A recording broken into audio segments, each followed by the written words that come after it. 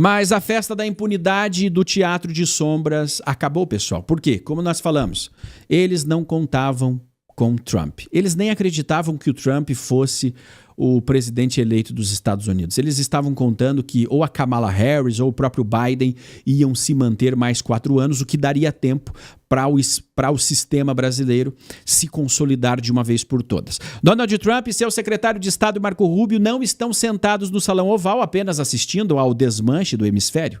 Eles ativaram a contraofensiva e a escalada de tensão já estrangulando o sistema em Brasília.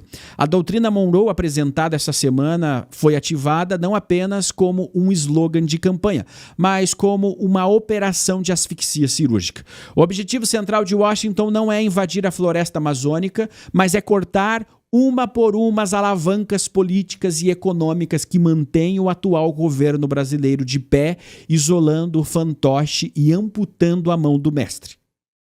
O trabalho de bastidores da inteligência americana e do Departamento de Estado já começou. Eles estão identificando as engrenagens jurídicas, os juízes que rasgam a Constituição, os burocratas que barram diplomatas americanos e os empresários de fachada que operam o esquema de transbordo dos portos. As sanções desenhadas por Marco Rubio não buscam destruir o povo brasileiro. Elas são munições guiadas a laser, apontadas para o CPF e para o CNPJ dos arquitetos do caos.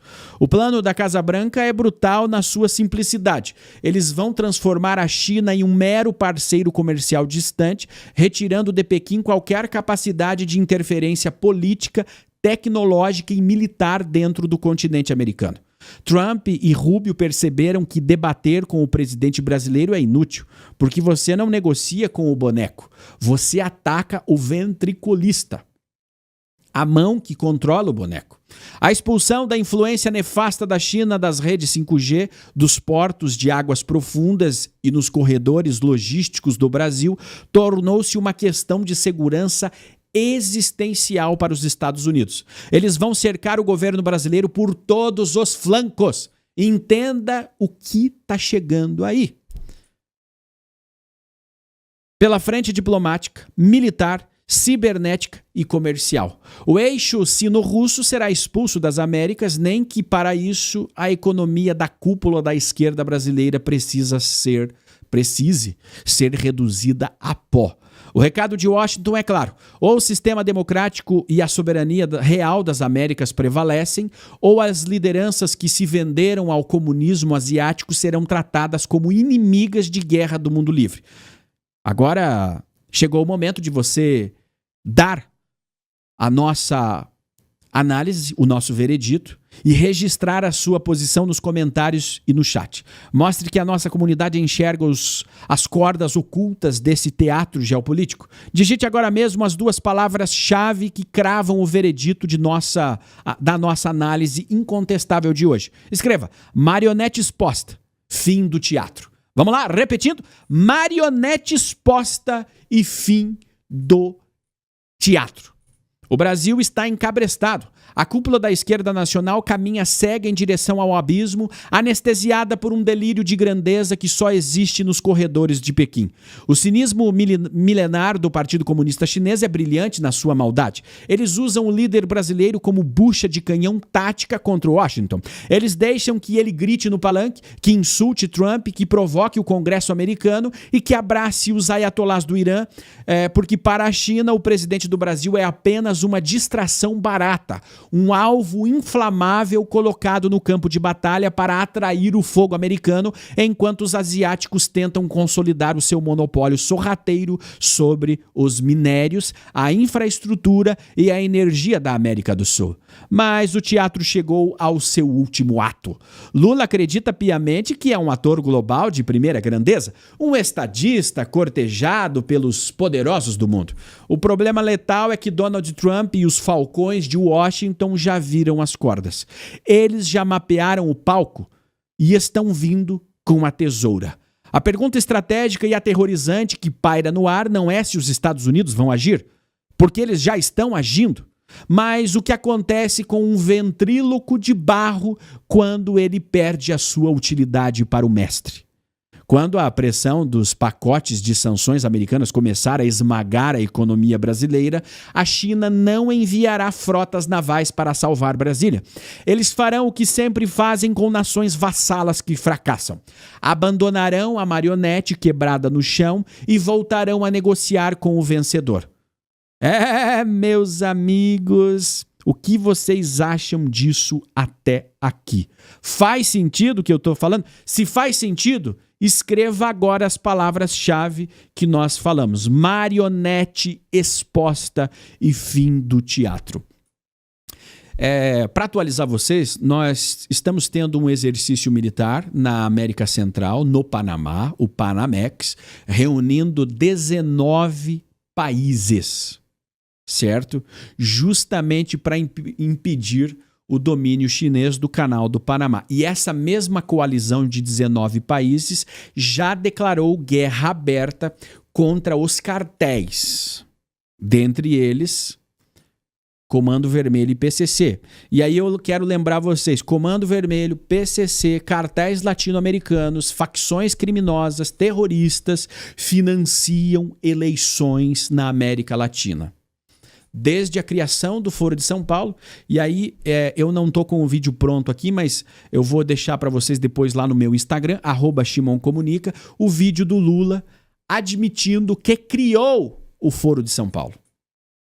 Eu vou colocar aqui para vocês o áudio, tá? Vou colocar aqui para vocês o áudio no Instagram de forma mais orgânica mesmo aqui. Quem sabe faz ao vivo, né?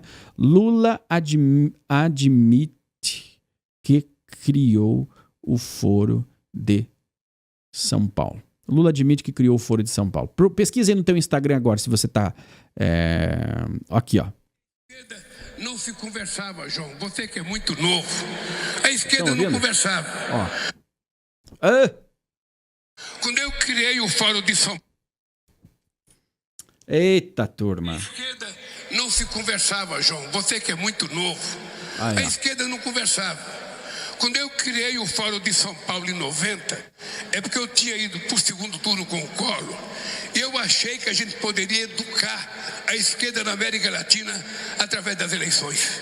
Chamei toda a esquerda da América Latina para o Hotel Danúbio em São Paulo em junho de 1990, para tentar dizer para toda a esquerda que a melhor via para a gente chegar ao poder não era da luta armada, era da organização do povo e da eleição direta e a gente participar do processo eleitoral.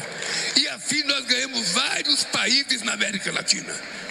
O que é que no cinema nós ganhamos do Chile, ganhamos do Equador, ganhamos Colômbia, a Venezuela, ganhamos o Uruguai, ganhamos vários países. A Argentina, o Brasil, pela democracia, disputando o voto, sem matar ninguém e sem morrer ninguém. E a esquerda adotou. E ganhamos até El Salvador. Numa demonstração, no PT, as pessoas não se conversavam. Eu não vou falar o nome da organização aqui. Tem o Lula assumindo quando, onde, por quê, como fizeram. O Lula entregou tudo para os Estados Unidos. E aí você, obviamente, investigando o Foro de São Paulo, você descobre como eram os esquemões para bancar essas eleições que ele mesmo assumiu que venceram através da criação do Foro de São Paulo. Sim, eles se organizaram muito bem e tomaram o poder na América Latina. E tomaram o poder em conluio com a esquerda norte-americana, porque o Partido Democrata dos Estados Unidos, até um certo ponto, ele não era globalista.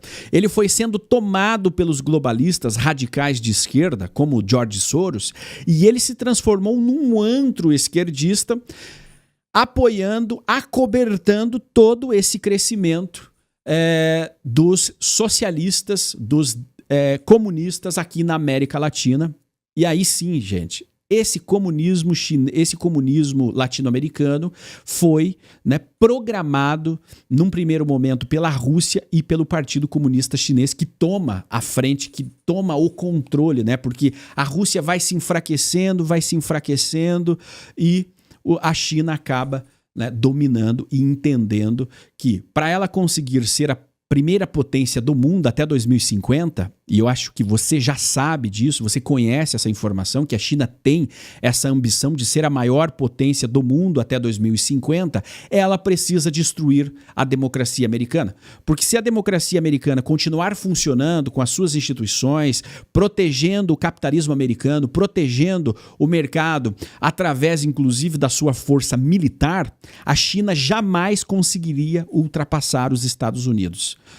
E é por isso que eles se infiltraram na América Latina também, né, para destruir a economia americana. Você conseguiu entender o jogo desenhado e como isso coloca o Lula como um alvo gigantesco? E não é só o Lula, tá, pessoal? O Lula é o palhaço que faz a palhaçada, que coloca fogo no circo para distrair, né, de quem realmente manda no Lula, que é um sistema. Nós falamos do sistema. O que é o sistema? Bom, os sistemas são os intelectuais, os sistemas são os banqueiros, o sistema é a elite econômica, né? A elite industrial, a elite empresarial, que entende que precisam de um cara como o Lula para que eles consigam prosperar, mas não prosperar trabalhando, prosperar controlando o país, controlando a economia, controlando a cultura, controlando todos os aspectos da sociedade, para que eles se mantenham no topo. Tem os vassalos, nós, trabalhadores, e tem essa elite que gosta de caras como o Lula, porque o Lula vem, ele rouba, ele espalha a ideologia dele, mas ele deixa esses caras cada vez mais ricos. O Joesley Batista quebrou? Não. O Joesley Batista quase quebrou quando a Lava Jato começou a investigar e prender por corrupção, onde ele mesmo assumiu. Tem um vídeo aí nas redes sociais, na internet, disponível, ele admitindo, confessando que pagava propina. O Joesley está mais rico ou mais pobre com a volta do Lula, né? Os bancos registraram um recorde de arrecadação. Por quê? Estão ganhando dinheiro com os juros elevadíssimos pelo descontrole desse governo. Então, para os bancos é bom ter um cara como o Lula. Não ter um cara como foi o governo Bolsonaro, que manteve os juros lá embaixo e a inflação controlada. Eles não ganham dinheiro com isso. Os cartéis, o crime organizado. A China, ela perde quando você tem um país com um senso de patriotismo, com um senso de fronteiras controladas, um país de olho na própria industrialização. Então, a China perde, o Lula perde, todos os globalistas perdem, né?